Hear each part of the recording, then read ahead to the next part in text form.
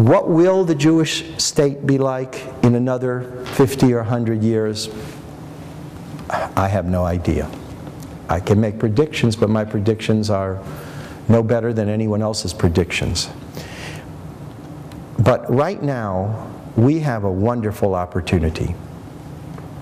It says in our prayer book on Rosh Hashanah and Yom Kippur, Uvo ha'ovdi me'eretz Ashur v'nidachi me'eretz Mitzrayim. The Jews who were cast away in Assyria and those who were exiled in Egypt will come back. The Jews of Russia who were denied any Jewish education, who were unable to live openly as Jews, they just knew they were Jewish, can come to Israel and build the country. And the way that elections go, they may even become prime minister. Jews who were cut off in Ethiopia for a long time, for centuries, who didn't know there were other Jews in the world. They thought they were the only Jews in the world. My number might be off. The number that sticks in my head is 24,000. If it's not 24,000, it's a large number. About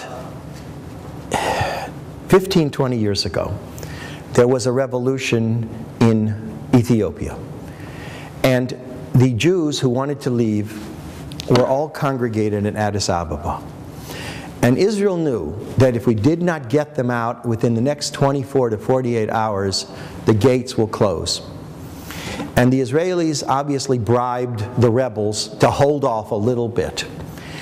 And in a non-stop series of airplanes, Israel took out thousands and thousands and thousands of people from Ethiopia and brought them to Israel. In one unstoppable series, the planes would land, refuel, turn around, fill up, and go back and forth. Think if we could have done that in Warsaw in 1939. Think if we could have done that in Warsaw in 1939. It's only a 3-hour flight from Warsaw to Tel Aviv. If we would have had a Jewish state and a Jewish airplanes, we could have evacuated millions of Jews from Europe. And we have a state that can do that. And we're bringing out right now the last Jews of Yemen who stayed there. And when there are problems with Jews in other countries, and when they face anti-Semitism in France, or they face something in Latin America or someplace where there's a problem, they know that there's one place on earth where Jews can go, and we can live as Jews. Is Israel a miracle? I think it is without a doubt. Does that mean that it's the forerunner of the Messiah? When the Messiah comes, I'll ask him. You'll be here to answer. Of course, he's coming any day now. The question, I don't think we have to get hung up on the political debates of the 19th century and the 20th century. Let's deal with the Israel as we have it. Now, there's another factor here. I talked about Israel as a refuge and as a place to build up Judaism and a Jewish life. And if that's still developing, and how that will develop and what it will be, I don't know. I will tell you there are more Jews learning Torah in the land of Israel today than there ever have been in Jewish history in any one place. There's more Torah being studied in Israel today than there ever was in Europe, that there was in Babylonia, numerically. The yeshivas have grown by leaps and bounds. The Hasidic world has come back from the ashes in their tens of thousands in Israel. And many of the secular Jews have lost the anti-religious secularism of their grandparents and are simply just lost souls that, if we would talk to them in the right way, could be brought back. But there's another factor.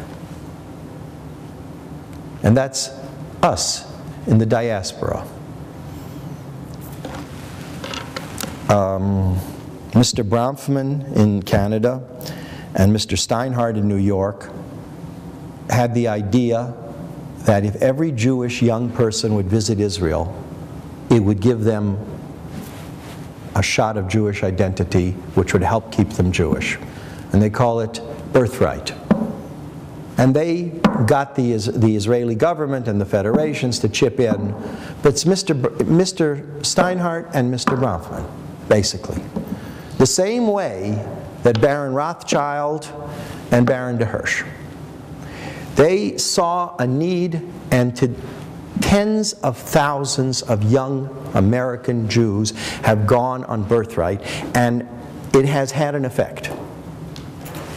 I can't measure it and tell you that everybody who went on birthright will now be whatever, but they have a much better chance of being strongly Jewishly identified. We are at a critical juncture in Jewish life in the year 2009. We are far away from the persecution of the Russian Tsar. We are far away from the Holocaust of Hitler. We take Jewish independence and Jewish strength for granted. And we feel very, very comfortable living here in the United States, unencumbered. You can be as Jewish as you want to be, and they don't bother you here. But we are losing millions of Jews to apathy. To what? Apathy. Apathy. Not persecution, but apathy.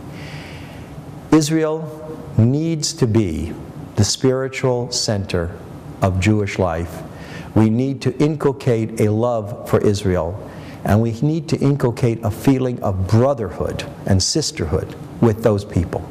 We cannot look upon ourselves as us and them.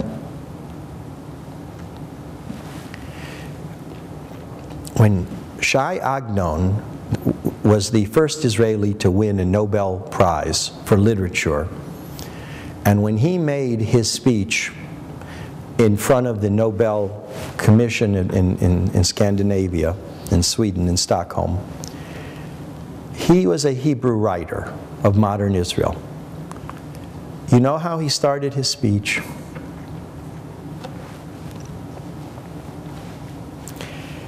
He said, I come from Jerusalem by way of Buchach. Buchach is in Galicia. It's a town in southern Poland, in the Austro-Hungarian Empire. My ancestors lived in Buchach for many generations, but originally we came. If I would have one goal, it would be to inculcate in Jewish young people today that we come from Jerusalem, by way of Pikesville, by way of wherever, but that we are all one people, and that this is our mishpacha. Whether they are observant or not observant, whether they believe that the state is a secular state, or whether they believe it's the first flowering of the Messiah, I will let them and all the other people work that out. To me, this is the most precious gift that we as a people have gotten, and we must do everything we can to build and strengthen our ties to the State of Israel. Not because Israel needs us only, but because we need Israel as much as Israel needs us. Thank you. Okay. Any questions, comments, anything? Nope. Okay. That's it, folks.